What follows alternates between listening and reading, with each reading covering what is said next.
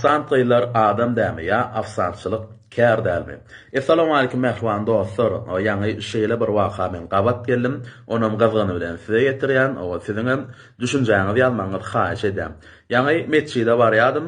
Amerikada ýaşaýan, o ýuwun femra çykdym. Bir dostumyz elini galdyrypdyr. O her gün şu uğur mesçide tarap bolsa, o pul üçinäl Allah'dan mübarek aýda sowagymyz şeýle alyp gidýän. Ýa-ni bir dostumyz alyp gitdim. O düşürdüm dost çykanda eger gabatlaşyrsek ýygyna dalyp gideýin.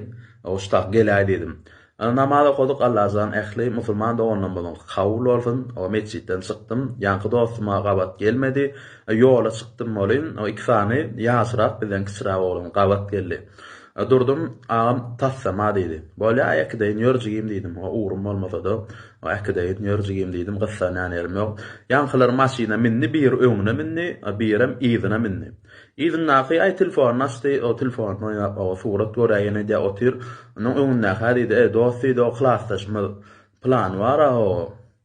Şolama gowjak ýa-da dedim ne ýaşlar o öýlenjek ýaşa ýeten, ne o gyýdan alyp edip ören oglanlar bolmaly. Onuň öňünde oturan muňa dedi, aýdof ýok etsem ol plan restorany afsant bol bir şey ýara ho dedi.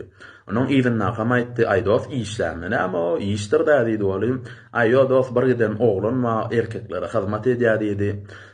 Näme bolmany o nahar o ýene wenanamda mahsusa hakykatdan hem şolaň etmeli işi şolaň o zähmet çekmeli hünäri.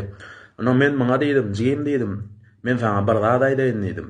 O gowdyňla gow düşün dedim. Özüňem gatwarmy men o gow düşünýärsiň ýaly. O jogap berjek sen sözüňe dedim. Men häzir jigim sen dedim. O gyýdyň bolsa o kakamy kömek diýip o eklenç diýip işletjek hem diýsem aýagym giýje günni diýşärm bolyn. O men erkek bolup gyýdym işletmen ýa gelin işletmen nersiň dedim. Şoňsy men sana düýpden düşünýärem dedim. Nazigim sen ullohan boldun o öýlendim. O birinji gyýdyň boldy, o 3-4 ýyl ýygynden ýene gyýdyň boldy. Soň ýene 3-4 ýyldan bir oguljoň boldy dedim. Ne ýa-ni ulja gyýdyň. O 10-11-nji klasy geldi, ularny kemale ýetişdi dedim. Bir durmuş bilip bolanok dedim. Jigim garasylmadyk gagdaýda bolýar dedim sen. Birden dedim aradan çyksaň.